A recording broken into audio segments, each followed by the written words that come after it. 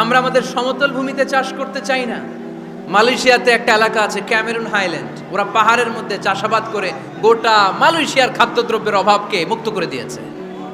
পাহাড়ের মধ্যে ওখানে ফুলের বাগান, ক্যামেরুন হাইল্যান্ড প্রায় ৬,০০০ ফিট উঁচু, প্রচণ্ড ঠান্ডা।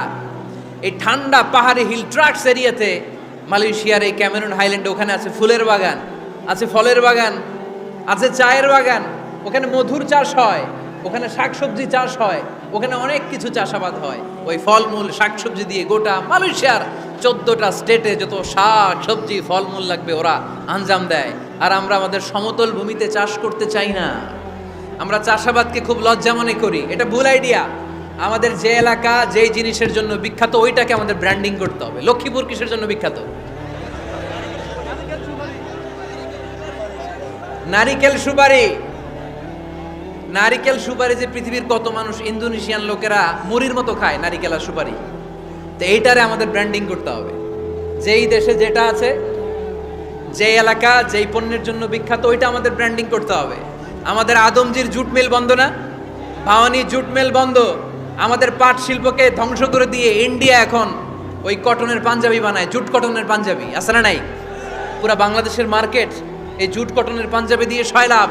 আমাদের বাংলাদেশের পাট দিয়ে যদি আমরা মিহি পাঞ্জাবি বানাতে পারতাম, গোটা বিশ্ববাজারকে আমরা দখল করে নিতে পারতাম, ঠিক কিনা? এজন্য আমাদেরকে নতুন নতুন আইডিয়া জেনারেট করতে হবে। চাকরির পিছনে বসে থাকলে চলবে না। আর আজান যদি হয়ে যায় ছুটে যাব মসজিদে, আর নামাজ শেষ হলে আমরা আমাদের কাজের দিকে চলে যাব। চিল্লায় বলেন ঠিক কিনা? যেটাই করব আমরা ভালোভাবে করব। আল্লাহ বলেছেন লিয়াবলুয়াকুম আইয়ুকুম আহসানু আমালা। লক্ষ্মীপুরের ভাইয়েরা আওয়াজ করে উত্তর দেন, আওয়াজ করে উত্তর দিতে হবে। জান্নাতে যেতে হলে 100তে কত নাম্বার পেতে হবে? হ্যাঁ, হয় নাই 51। কি নাম তোমার? হ্যাঁ, ফরহাদ। জান্নাতে যেতে হলে 100তে আমার দরকার 51। 100তে কত লাগবে? ফাআম্মা মান সাকুলাত মাওয়াজিনুহু ফাহুয়া ফি আইশাতির রাদিয়া। সেদিন মিজানের পাল্লা যার ভারী হয়ে যাবে সে আনন্দ উৎসবে থাকবে। তো মিজানের পাল্লা ভারী হওয়ার জন্য 100তে আমার কত পাওয়া লাগবে? কত পাওয়া লাগবে? 51 পেলেই হয়ে যাবে। এজন্য আল্লাহ বলছেন লিয়াবলুয়াকুম আইয়ুকুম আহসানু আমালা। যেটাই করবে ভালোভাবে করবে। আল্লাহ এটা পরীক্ষা করতে চান যে আমরা ভালোভাবে কে কতটুকু আমল করেছি। যারা আরবি বোঝেন আলেম ওলামা আপনারা জানেন, এখানে আল্লাহ বলেননি লিয়াবলুয়াকুম আইয়ুকুম আকসারু আমালা। আল্লাহ এটা দেখতে চান যে তোমাদের মধ্যে থেকে কে বেশি আমল করে। এটা বলছে আল্লাহ? বলে নাই। আল্লাহ বলেছে লিয়াবলুয়াকুম আইয়ুকুম আহসানু আমালা, যে ভালো করে করে। এজন্য আমরা যাই করি না কেন কি করে করব? আওয়াজ করে বলতে হবে। কেমন করে করব? যে কোনো কাজ করো না ভাই, যে কোনো কাজ করো তা যেন হয় সবার চেয়ে সবচেয়ে সুন্দর। পড়েন, যে কোনো কাজ করো না ভাই, যে কোনো কাজ করো তা যেন হয় সবার চেয়ে সবচেয়ে সুন্দর। পড়েন, যে কোনো কাজ করো না ভাই, যে কোনো কাজ করো তা যেন হয় সবার চেয়ে সবচেয়ে সুন্দর। হোক না সেটা পড়া লেখা, রঙের ভাষায় ছবি আঁকা। পড়েন, হোক না সেটা পড়া লেখা, রঙের ভাষায় ছবি আঁকা। হোক না সেটা সামান্য কাজ কিংবা মহত্তর, তা যেন হয় সবার চেয়ে সবচেয়ে সুন্দর। যে কোনো কাজ করো না ভাই, যে কোনো কাজ করো তা যেন হয় সবার চেয়ে সবচেয়ে সুন্দর। চিৎকার করে বলেন ঠিক কিনা? আমরা যেটাই করি না কেন এটা ভালো করে করার দরকার আছে না নাই? এজন্য কাজে আর শ্রমে কোনো লজ্জা নাই। লজ্জা হচ্ছে অলসতায়। লজ্জা কিসে? অলসতায়। বিষ্ণু ঈসা ইসলামের কাছে এক সাহাবী এসে বলল, ইয়া রাসূলুল্লাহ আ'তিনি শাইআন, আপনি আমাকে কিছু দান করেন, আমার কিছুই নাই। বিষ্ণু বললেন, তোমার কিছু নাই? সাহাবী বললেন, ইয়া রাসূলুল্লাহ ঘরে আমার শুধু 2টি জিনিস আছে। কয়টা? চিল্লায় বলেন কয়টা? এক হচ্ছে একটা জামা, 2 হচ্ছে পানি খাওয়ার একটা জগ। বিষ্ণু বললেন, এই 2টাই নিয়ে আসো। বিশ্বনবীর কথা শুনে ওই সাহাবী ঘর থেকে জামা নিয়ে আসলেন, পানি খাওয়ার জগ নিয়ে আসলেন। বিশ্বনবী সাল্লাল্লাহু আলাইহি ওয়াসাল্লাম ওনার মুবারক হাত দিয়ে এক হাতে জামা ধরে আরেক হাতে পানির জগটা ধরে সাহাবীদের দিকে উদ্দেশ্য করে বললেন, মাইয়াশতারি হাদাইন, এই 2টা জিনিস কেনার মতো কে কে আছে দেখি? কয়েকজন হাত তুললো। বিশ্বনবী বললেন কত দিয়ে কিনবা?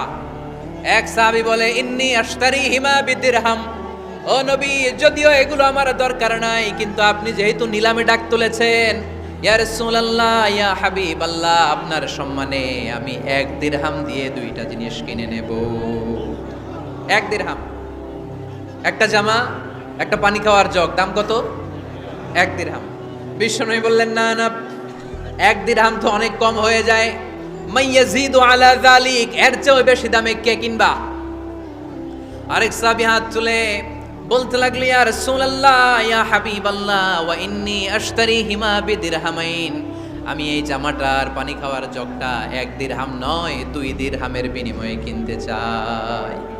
বিষ্ণু ঈসা ইসলাম ওই সাহাবাকে দিয়ে দিলেন। দিয়ে 2 দিরহাম নিয়ে যে লোকটা ভিক্ষা করতে এসেছিল তার হাতে 2 দিরহাম দিয়ে বললেন যাও 1 দিরহাম দিয়ে ঘরে খাবার কিনে দিয়ে আসো, আরেক দিরহাম দিয়ে একটা কুঠার কিনে নিয়ে আসো। শুনতেছেন? কি কিনে নিয়ে আসো? কুঠার দিয়ে কি করে? গাছ কাটে। ওই সাহাবী কুঠার কিনে নিয়ে আসার পরে বিশ্বনবী নিজ হাতে কুঠারের মধ্যে একটা কাঠের হাতল লাগাই দিলেন। আল্লাহু আকবার। হাতল ছাড়া কুঠার ইউজ করা যাবে? বিশ্বনবী নিজ হাতে ওই কুঠারের ভেতরে একটা হাতল লাগাই দিলেন আর বললেন লা উরিদু আন আরাকা 15 আইয়াম, এই কুঠার নিয়ে জঙ্গলে যাও, গায়ে অনেক শক্তি আছে, কাঠ কাটো, এই কাঠ কেটে বাজারে বিক্রি করো, সামনের 15 দিন যেন আমি আমার চোখের সামনে তোমার না দেখি। বিশ্বনবীর পরামর্শ অনুযায়ী কুঠার নিয়ে ওই সাহাবী জঙ্গলে চলে গেলেন। কাঠ কেটে বাজারে বিক্রি করতে করতে 15 দিন পরে 10 দিরহাম নিয়ে বিশ্বনবীর দরবারে হাজির হয়ে গেলেন। 10 দিরহাম নিয়ে বিশ্বনবীর কাছে হাজির হয়ে গেলেন। সাহাবী এসে বলল ইয়া রাসূলুল্লাহ, এখন আর আমার ভিক্ষা করা লাগে না, আমার গায়ে অনেক শক্তি আল্লাহ দিয়েছে, আই এম ভেরি এনার্জেটিক, আপনার দেয়া বরকতের কুঠার দিয়ে আমি কাঠ কেটে কেটে স্বাবলম্বী হতে শুরু করেছি। সুবহানাল্লাহ পড়েন। আমি এখন 10 দিরহামের মালিক। বিশ্বনবী বললেন লা আইয়াহতাতিবা আহাদুকুম হুজমাজান আলা যাহরিহি খায়রুম মিন আইয়াসআলা শাইআন ফায়ুতিয়াহু আও ইয়ামনাহু, যাদের গায়ে শক্তি আছে তারা ভিক্ষা না করে কাঠ কেটে পিঠে সেই বোঝা নিয়ে বাজারে বিক্রি করা অনেক ভালো, কারণ কারো কাছে যদি তুমি হাত পাতো সে দিতেও পারে নাও দিতে পারে, আর কষ্ট করলে কষ্ট কোনোদিন বৃথা যায় না। চিল্লায় বলেন ঠিক কিনা? বিষ্ণু ঈসা ইসলামের অনুপ্রেরণায় এই সাহাবা অল্প কিছুদিনের ব্যবধানে স্বাবলম্বী হয়ে গেলেন। What is the moral of the story? বিশ্বনবীর এই প্রফেটিক স্টোরি থেকে আমাদের কি শিক্ষা? লেসন নাম্বার 1, বিশ্বনবী চাইলেই ওই 2 দিরহাম দিয়ে বলতে পারতো যাও খাবার দাবার কিনে ফ্যামিলিতে দিয়ে আসো, সে ওই 2 দিরহাম নিয়ে খাবার দাবার কিনে ফ্যামিলিকে খাইয়ে রাত্রে আবার ভিক্ষায় নামতো। কথা কন, রাত্রে কি করতো? ভিক্ষায় নামতো। বিষ্ণু ঈসা ইসলাম তাকে কাজ করে খাওয়ার জন্য উৎসাহ দিলেন। পাশাপাশি বিষ্ণু ঈসা ইসলাম পার্মানেন্ট সলিউশন দিলেন। এজন্য পার্মানেন্ট সলিউশনের ব্যবস্থা করতে হবে। অনেকে আমরা যাকাত দেই, যাকাতের শাড়ি দেই, যাকাতের লুঙ্গি দেই, আছে না নাই? লক্ষ্মীপুরে এরকম দেয় নাকি? কি দেয়? হ্যাঁ, গাড়ি, গাড়ি দেয়, শাড়ি না।